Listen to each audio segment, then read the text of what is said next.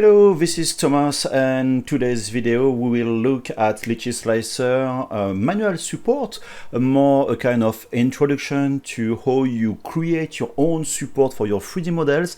But please keep in mind that it will be mainly the basic about manual support, because if we want to look at everything about manual support, it will be a lot of videos, and of course more will come later with more tips and tricks and workflow around manual support. Obviously I'm doing all my 3D model with manual support.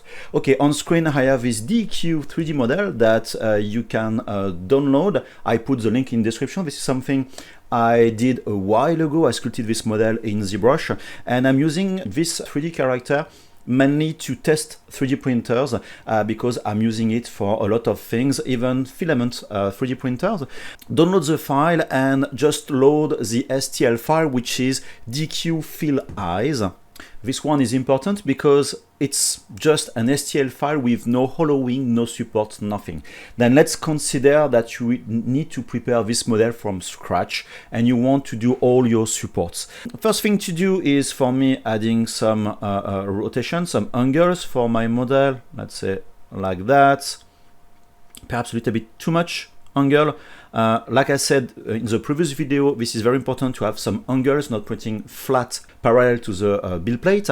But yeah, it should be better to have more angle. But what is important for me is to be sure I don't have too much angle, to avoid putting too much support. It's always not very easy to find the good balance between a little bit too much angle, more support, less support, etc, etc. What I'm doing a lot also is to switch to the prepare workspace and using my clipping bar and see if I don't see a lot of islands which should appear, probably on the ears. Yeah, slightly on the ears there, but everything should be okay. Now what I have to do, let's say I consider my rotation is fine. Now it's more the time to add these supports, but perhaps first I need to raise my support. Sorry, go in prepare, you have utility, and you can lift your model by 5 millimeters. Like that, it's not connected at all to the build plate. And what I wanted to say just before, I have a lot of resin in this model. If you look at the estimation of resin volume, right now it's roughly 73 milliliter. It's not a big model, but not a small model. It would be better to have something which would be hollowed. And another reason to hollow your model is to reduce the area of the cross section for each layers. If you look, let's say there, it's a lot of pixels, a big area, and for each layer you need to peel your layer one by one. It's a lot of strength applied to your 3D model and also on your supports below. If you add some hollowing, I go in hollow tool, and for this video I will use the 2D hollowing. I will of course do later a video dedicated to 3D hollowing and 2D hollowing. I just enable this 2D hollowing. What is in black will be hollowed. What is in white will be of course printed. The thickness 2.5 is quite a lot. Perhaps I will go to 1.7 roughly. And as you can see, you have inside of your model some infill. You have the control on it. 20% is quite a lot. Perhaps I will go at 13% like that, and you have the infill like that, which is less dense. You can also notice that at the beginning of your print you have your hollowing which starts there, but also on the two arms. It means that we need to add some holes to be sure that the resin will flow in and out, and also the air. It's very important to avoid any resin which will be trapped somewhere, to avoid some suction cup problem. Feel free to watch my live stream I did on the Lychee Slicer official channel, where I explain a lot of things about manual support and also a lot about this suction cup problem. I will not go into detail there, but keep in mind that you need to avoid anywhere some suction cup, because you may have some fail print. And as you can see, I added multiple holes on my model. Some of them are in gray or red color. You see like that. Keep in mind that all these holes in red means they are in error, not for slicing, in error for exporting. If you want to export your 3D model to another slicer, as an example, with the holes being created, you must be sure that your holes will punch your model really from inside to outside or the opposite without interacting with other faces and things like that. Probably my drain holes interact, let me just go on the other side, with the side of the models. They are probably too big, and for sure, you see, for the arms I need to modify them. Also, the penetration value is quite high. Let me go back to 3 millimeters. Oops, I did one there. I can click on shift, click like that, doing a multiple selection, 3, and you see some of them just been back to the gray color, and this one are probably too big. Then I can use the spacebar to have the advanced manipulator in Lychee Slicer Pro. If you are using the non-pro version, you need to use a value, let's say around 4, perhaps smaller for this one. And everything should be correct for me. I created these holes, and yeah, all good.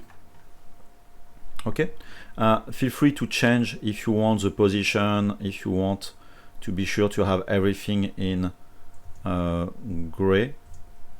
I don't know why this one is still in red anyway, but be sure that when your print will start to have your hollowing section to appear, be sure to have the hole as close as possible. You see, my hole is really at the beginning there of the hollowing. If you hollow your model and you don't put any hole there on the bottom, but let's say just on the top of the head there, you will have a failed print because you will have a huge suction cup on your 3D model. Okay, let me just delete that. Now the hollowing part has been done. Now it's time to add the support, manual support. To do so, very easy, I go back in my support tool and I'm using the medium presets for the parameters, which has a tip diameter of 0.5 for me. Probably you have 0.6, then you can reduce to 0.5 if you want, but not below. A tip length of 3 millimeters and a diameter for the support itself of 1 millimeter. And okay, now is where do I put my support?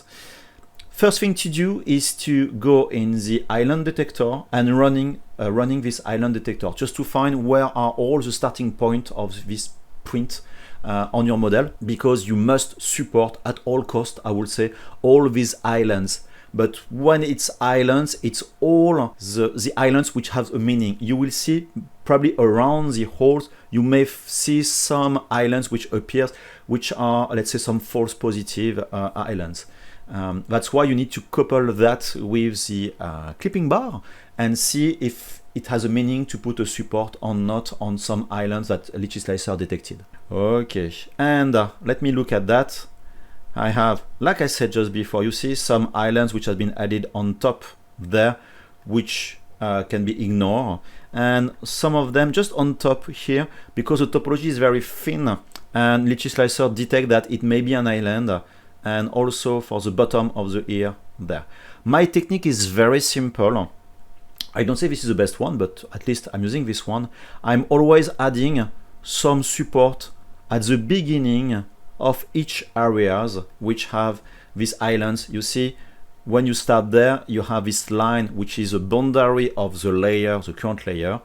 You see a lot of not a lot, but all this area need to be supported, this one as well. Then I add what I think are the most important support.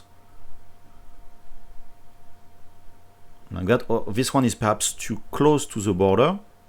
I can just click on it to delete this support. And the other one is there for the ear. Let me add another one. Like that. And in theory, my model should be printable. Why? Because I added support for all these islands which need to which are used, to start the print of your 3D model.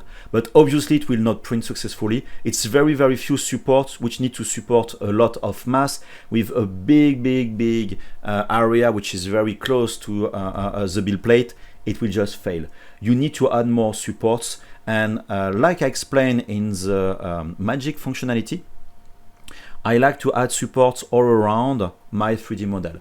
You have in Lychee Slicer a way to do that very quickly in the auto section with the support, the projection supports feature, which will just detect all flat areas and add all the support around.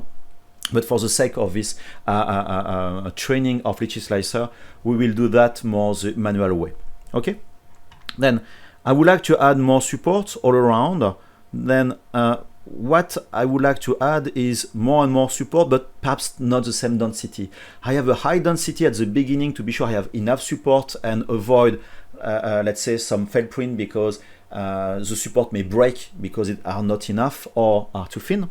I will add more and more support around, but it's very difficult to know the distance between the previous support and the next support. You don't have a sense of scale when you're adding your support, and most of the time you will see that it will be way too far from each other or way too close. Finding the good balance is difficult. But if you look at, let me just move my model there. You see my support has been selected, and down the screen there you have here numbers, and the last one is the distance in millimeters between the selected support and the next one. You see, if I'm moving my support there, I have almost 3 millimeters, 2.96 between my supports. Then it can be useful to know like that the distance 3 millimeters is quite okay. And adding my support there all around, and I'm not going too close to the border like this. Why? Just to avoid having some supports being just in going out of the 3D model. Then you can click and drag to move the tip like that. You can use the spacebar if you are in the Pro version to manipulate like that your support with this gizmo, and like that you can continue to add your supports. It may look time consuming, but after some experience you will see that it can be quite fast, but at least you have the full control on what you're doing. Then let me do the same there all around. By the way, you may have noticed I'm in orthographic 3D camera view, not in perspective, just to avoid some deformations. You can click there and switching from orthographic to perspective. It's better to really work in orthographic view. It's not as nice as perspective, but at least it will provide you better result. Okay, let me just go there. Oops. Sometimes you see your support is not created because I'm doing a very quick click and drag, and it starts what I'm using just after that, the support painting, just to paint your supports, which is of course way faster to do one by one support. You have multiple tools to increase your speed, your workflow in Lychee Slicer, but like I said, I want to keep that as simple as possible.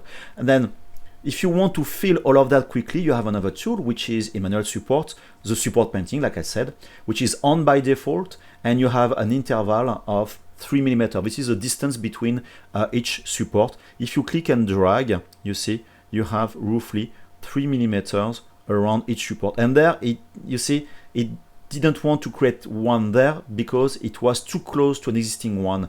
It will just add support if it can find this 3 millimeter distance. And if you can't find it, it will not create this support because this is inside of this 3 millimeter distance. Of course, you can decrease, or doing like me, you just do most of the stuff, and after that you add, if you need, some extra support. You see, the boundary is very important, and I'm filling inside of this boundary with support as roughly a kind of equal density, all my support. Like I said, roughly.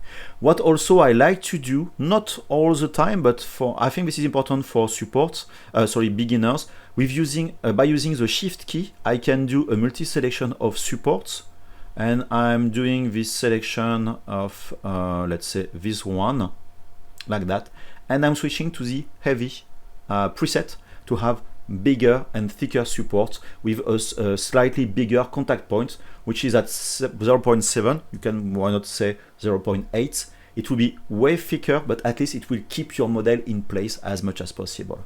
I can click outside to deselect and go back to my medium preset. And okay, now it should be better. Yes, it's better. Your model is printable as is. But sometimes you can say, yeah, but if I go on the side of my model, you see, because of this angle, like the head will be very far from the center of gravity. Don't forget that the peeling process, the build plate is moving up and down. My model is going on the side like this. Then if you don't put support there, you may have some movement of the model during the peeling process, which may tilt like that toward the vertical direction. That's why it's important to add, especially on bigger model, adding some stabilization support. I mentioned that in the magic video about this type of support. I added so far this support for islands, this support also because of the angle, like I said before, and now I need to add some support for stabilization. They are not mandatory, but if you want to ensure the quality of your print, it may be quite useful to have them. And when I'm adding this support, because they are not mandatory, I'm trying to put them on a location which will be easy to send, because of course each support that you will put on your model will need to be removed and leave some spots here and there. And that's why I'm adding that, you see, on these angles like that, like on the shoulders, easy to send, more on the outside like this, and perhaps slightly around. Sorry, I don't know the name in English. And perhaps for the head, slightly there, like that. And you see, now it's more support which are aligned with the vertical forces of my 3D model. One of the last steps I need to do is to add some bracing, because my support are just alone. If you look at this support, probably it's going up to 7 centimeters, 70 millimeters, and my support alone will just move like that and will be kinda useless. That's why it's quite useful to add, let me use the shift key, selecting this support and adding some bracing. And this bracing will give some strength and connection between all your supports. And you can even, let's say, selecting this one with this one, and why not, oops, this one and this one, you see, like this, and doing some manual bracing like that. And this way I have more strength and it will be more stabilized this way. My model is almost done. I did the hollowing, I did the manual support. Now I just need to refine not the support, but more the stability of my model on the build plates. And for that I will use a raft. But before adding my raft, let me select all my supports, the bottom like that. And this is only for the Pro version. In the base settings, you have the join coin. I put that around 1.50 roughly. And it adds this small cone which do a transition between the base and the support, which will avoid sometimes to have the support just break between the raft and then the beginning of the support. It's a better transition. This is better that way. And then adding the raft, easy. I go in the raft functionality. You have multiple types of raft. I'm using a lot the triangular one. Why? Because it connects everything and leaves some space around your raft, meaning that when your resin for the first layer will expand because of the overexposed layers, it will have more room to, let's say, to go around, to avoid to unstick from the build plate. I'm using quite a lot, and I'm using a scale of around 150, which is around all of these supports. And at this stage, my model is ready to be printed. I just need to export, and using, of course, the resin parameter I would like to have. Using the anti-aliasing, I will use for me the smooth surfaces, and depending of my resin printer, I will use a higher radius for the pixels because I have a very accurate printer.